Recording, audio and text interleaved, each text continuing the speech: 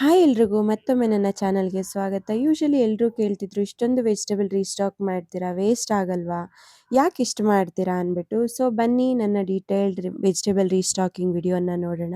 So usually ನಾನು ಪ್ರೋಟೀನ್ಗೆ ಅಂದ್ಬಿಟ್ಟು ಪನ್ನೀರ್ ಅಥವಾ ಎಗ್, ಟೋಫು ಮತ್ತು ಚಿಕನ್ನ ಕನ್ಸಿಡರ್ ಮಾಡ್ತೀನಿ.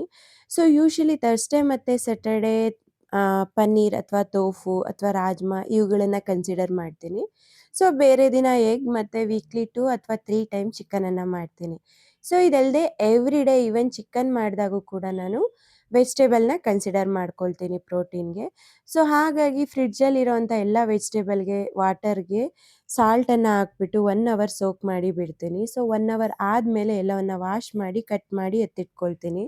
ಸೊ ಯೂಶಲಿ ವರ್ಕಿಂಗ್ ವುಮೆನ್ಸ್‌ಗೆ ಟೈಮ್ ಸಿಗೋದೇ ಕಷ್ಟ. ಸೊ ಈ ರೀತಿ ವೀಕೆಂಡಲ್ಲಿ ನೀವೇನಾದರೂ ಟೈಮ್ ಮಾಡಿಕೊಂಡು ವೆಜಿಟೇಬಲ್‌ನ ಕಟ್ ಮಾಡಿ ಎತ್ತಿಟ್ಕೊಂಡ್ರೆ, ಸೊ ನೀವು ಎವ್ರಿ ಡೇ ಹೆಲ್ತಿ ಫುಡ್ಡನ್ನು ತೊಗೊಳ್ಬೋದು. ಸೊ ಹಾಗಾಗಿ ನಾನು ಈ ರೀತಿ ವೆಜಿಟೇಬಲ್ಸ್‌ನೆಲ್ಲ ಕಟ್ ಮಾಡಿ ಎತ್ತಿಟ್ಕೊಳ್ತೀನಿ. ಸೊ ಹಿಂಗೆ ಮಾಡೋದ್ರಿಂದ ಒಳ್ಳೆ ಹೆಲ್ತಿ ಮೀಲ್ಸನ್ನು ಪ್ರಿಪೇರ್ ಮಾಡ್ಬೋದು ಮತ್ತು ಬ್ಯುಸಿ ಡೇಸ್ಗಂತೂ ತುಂಬಾ ಹೆಲ್ಪ್ ಆಗುತ್ತೆ. ಇದಲ್ಲದೆ ನ್ಯೂಟ್ರಿಯೆಂಟ್ ಡಿಫಿಷಿಯೆಂಟ್ ಫುಡ್ಡನ್ನು ತಗೊಳ್ಳೋದು ಮತ್ತು ಬ್ಯಾಲೆನ್ಸ್ ಡಯಟ್ ಮಾಡೋಕ್ಕಾಗಲ್ಲ, ವೆಯ್ಟ್ ಮ್ಯಾನೇಜ್ಮೆಂಟ್ ಮಾಡೋಕ್ಕಾಗಲ್ಲ ಅನ್ನೋವಂಥ ಟೆನ್ಷನನ್ನು ನಾವು ಅವಾಯ್ಡ್ ಮಾಡ್ಬೋದು. ಮತ್ತು ಈವನ್ ಮಕ್ಕಳು ಕೂಡ ಹೆಲ್ತಿಯಾಗಿರೋವಂಥ ಫುಡ್ಗಳನ್ನು ನಾವು ಕೊಡೋದಕ್ಕೆ ಟ್ರೈ ಮಾಡ್ಬೋದು. ಏಕೆಂದರೆ ಎಲ್ಲ ವೆಜಿಟೇಬಲ್ಸ್ ಆಲ್ರೆಡಿ ರೆಡಿ ಇರುತ್ತೆ. ಸೊ ಇದಲ್ಲದೆ ಗ್ರೀನ್ ಲೀಫಿ ವೆಜಿಟೇಬಲ್ ಮಾತ್ರ ನಾನು ಲೈಕ್ ಆಲ್ಮೋಸ್ಟ್ ನನಗೆ ಟೈಮ್ ಆದಾಗ ಮಾತ್ರ ತೊಗೊಂಡು ಬರ್ತಾ ಇರ್ತೀನಿ. ಸೊ ಇನ್ ಕೇಸ್ ಲೈಕ್ ನಾನು ಆಫೀಸಿಂದ ಬರ್ತಾನೆ ಹಾಗೆ ಲೈಕ್ ಐರನ್ನು, ಫೋಲೇಟು, ಫೈಬರ್ ಇವೆಲ್ಲದಕ್ಕೂ ಬೇಕಾಗುತ್ತಲ್ಲ. ಸೊ ಹಾಗಾಗಿ ನಾನು ಮೆಂತ್ಯ, ಪಾಲಕು ಈ ಸೊಪ್ಪುಗಳನ್ನು ಕನ್ಸಿಡರ್ ಮಾಡ್ತೀನಿ. ಮತ್ತು ವಿಟಮಿನ್ ಎಗೆ ಕ್ಯಾರೆಟು, ಬೀಟ್ರೂಟು ಎಲ್ಲ ಬ್ಲಡ್ ಹೆಲ್ತ್‌ಗೆ, ಮತ್ತು ಸೌತೆಕಾಯಿ ಬಾಡಿ ಹೈಡ್ರೇಷನ್‌ಗೆ, ಕ್ಯಾಪ್ಸಿಕಮ್ಮು ವಿಟಮಿನ್ ಸಿಗೆ, ಮತ್ತು ಕ್ಯಾಬೇಜು ಅಥವಾ ಬ್ರಾಕೋಲಿ, ಕಾಲಿಫ್ಲವರ್ ಯಾವುದಾದ್ರೂ ಒಂದನ್ನು ನಾನು ಕನ್ಸಿಡರ್ ಮಾಡ್ತೀನಿ ಫೈಬರ್ ಅಥವಾ ಆ್ಯಂಟಿ ಆಕ್ಸಿಡೆಂಟ್ಸ್‌ಗೆ. ಬೀನ್ಸ್ ಅಂತೂ ರೆಗ್ಯುಲರ್ ಫೈಬರ್‌ಗೆ. ಸೊ ಪ್ರತಿದಿನ ಇರುತ್ತೆ. ಸೊ ಆಲ್ಮೋಸ್ಟ್ ನನ್ನ ವೆಜಿಟೇಬಲ್ ಸ್ಟಾಕಲ್ಲಿ ಬರೋದು ಕ್ಯಾರೆಟು, ಬೀನ್ಸು, ಕ್ಯಾಪ್ಸಿಕಮ್ಮು, ಕ್ಯಾಬೇಜು ಮತ್ತು ಸ್ಪಿನಾಚ್ ಅಥವಾ ಅಮರಾಂಥಸ್ಸು ಮತ್ತು ಕೊರಿಯಾಂಡರು, ಮಿಂಟ್ ಲೀವ್ಸ್ ಇವೆಲ್ಲ ರೆಗ್ಯುಲರ್ ಇರುತ್ತೆ. ಸೊ ಸೌತೆಕಾಯಿ ಮತ್ತು ಬೀಟ್ರೂಟು, ಮಶ್ರೂಮ್ ಕೂಡ ಕಂಪಲ್ಸರಿ ಇಟ್ಕೊಳ್ತೀನಿ ನಾನು. ಮತ್ತು ಲೈಕ್ ಪೀಸ್ ಎಲ್ಲ ರೆಗ್ಯುಲರ್ ಇರುತ್ತೆ. ಫ್ರೀಝರಲ್ಲಿ ರೀಸ್ಟಾಕ್ ಮಾಡಿರ್ತೀನಿ. ಇನ್ ಕೇಸ್ ಅದು ಖಾಲಿ ಆದರೆ ಅದನ್ನು ಕೂಡ ಇಟ್ಕೊಂಡಿರ್ತೀನಿ. ಸೊ ಗಾರ್ಡ್ಸಲ್ಲಿ ಕೂಡ ರಿಡ್ಜ್ ಗಾರ್ಡ್ ಮತ್ತು ಬಾಟಲ್ ಗಾರ್ಡ್ ಅಂದರೆ ಲೈಕ್ ಹೀರೆಕಾಯಿ ಮತ್ತು ಹಾಗಲಕಾಯಿಯನ್ನು ನಾನು ಯಾವಾಗೂ ಇಟ್ಕೊಂಡಿರ್ತೀನಿ. ಸೊ ಆದಷ್ಟು ವೆಜಿಟೇಬಲ್‌ನ ನೀಟಾಗಿ ವಾಶ್ ಮಾಡಿ ಏರ್ ಟೈಟ್ ಕಂಟೈನರಲ್ಲಿ ಸ್ಟೋರ್ ಮಾಡ್ಕೊಳ್ಳಿ.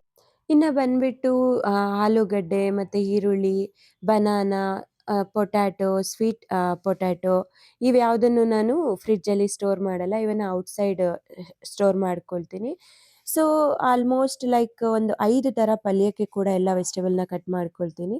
ಸೊ ಅವನ್ನೆಲ್ಲ ನಾನು ಚಾಪರಲ್ಲಿ ಡೈರೆಕ್ಟ್ ಚಾಪ್ ಮಾಡಿ ಇಟ್ಕೊಳ್ತೀನಿ. ಕ್ಯಾರೆಟು, ಹಾಗೆ ಬೀಟ್ರೂಟು ಮತ್ತು ಬೀನ್ಸು, ಕ್ಯಾರೆಟು ಮತ್ತು ಹೀರೆಕಾಯಿಯನ್ನು ನಾನು ಪಲ್ಯಕ್ಕೆ ಕಟ್ ಮಾಡಿ ಇಟ್ಕೊಂಡಿದ್ದೀನಿ. ಇದಲ್ಲದೆ ಡಿಟಾಕ್ಸ್ ಡ್ರಿಂಕ್ಸ್‌ಗೆ ಕೂಡ ಕ್ಯಾರೆಟು, ಬೀಟ್ರೂಟು ಮತ್ತು ನೆಲ್ಲಿಕಾಯಿ, ಹಾಗೆ ಪಿಂಕ್ ಸಾಲ್ಟು, ಶುಂಠಿಯನ್ನು ಹಾಕ್ಕೊಂಡು ಗ್ರೈಂಡ್ ಮಾಡಿ ಇದನ್ನು ಕೂಡ ಫ್ರೀಝರಲ್ಲಿ ಕ್ಯೂಬ್ ಮಾಡಿ ಇಟ್ಕೊಳ್ತೀನಿ. So every day morning like almost weekly 3 times ನಾನು ಇವನ್ನು ತಗೊಳ್ತೀನಿ. ಸೊ ಕಂಪ್ಲೀಟ್ ರೀಸ್ಟಾಕಿಂಗ್ ರೆಡಿ ಆಯಿತು. ಸೊ ನಾನು ಏನೇನು ರೀಸ್ಟಾಕ್ ಮಾಡಿದ್ದೀನಿ ಅಂತ ಅಂದರೆ ಲೈಕ್ ಯಾವಾಗೂ ನಾನು ತೆಂಗಿನಕಾಯಿ ಯೂಸ್ ಮಾಡ್ತೀನಿ. ತೆಂಗಿನಕಾಯಿ ಮತ್ತು corn, carrot, beetroot, beans, piece ಇದಲ್ಲದೆ ಕ್ಯಾಪ್ಸಿಕಮ್ ಫ್ರೈಡ್ ರೈಸ್‌ಗೆ ಇದೆಲ್ಲದಕ್ಕೂ ಬೇಕಾಗುತ್ತೆ. ಮತ್ತು ದಾಲನ್ನು ಕುಕ್ ಮಾಡಿ ನಾನು ಇಟ್ಕೊಳ್ತೀನಿ. ಸೊ ಕ್ಯಾರೆಟ್ ಎಲ್ಲ ಸ್ವಲ್ಪ ಜಾಸ್ತಿ ಕ್ವಾಂಟಿಟಿನೇ ಇರುತ್ತೆ. ಹಾಗೆ ಕಾರ್ನನ್ನು ಕೂಡ ಇಟ್ಕೊಂಡಿರ್ತೀನಿ. ಅದಲ್ಲದೆ ಡೆಸಿಕೇಟೆಡ್ ಕೋಕೋನಟ್ ಎಮರ್ಜೆನ್ಸಿಗೆ ಬೇಕಾಗುತ್ತೆ ಅಂತ ಅವನ್ನು ಇಟ್ಕೊಳ್ತೀನಿ. ಮತ್ತು 5 ಥರ ಪಲ್ಯಗಳನ್ನು ಮಾಡೋದಕ್ಕೆ ವೆಜಿಟೇಬಲ್ ಕಟ್ ಮಾಡಿರ್ತೀನಲ್ಲ, ಅದನ್ನು ನಾರ್ಮಲ್ ಫ್ರಿಡ್ಜಲ್ಲಿ ಇಟ್ಕೊಳ್ತೀನಿ. ಸೊ ಮಶ್ರೂಮನ್ನು ಹಾಗೆ ಇಟ್ಕೊಳ್ತೀನಿ. ನಾನು ಯಾವಾಗ ಪ್ರಿಪೇರ್ ಮಾಡಬೇಕೋ ಆ ಟೈಮಲ್ಲಿ ನಾನು ಯೂಸ್ ಮಾಡ್ಕೊಳ್ತೀನಿ.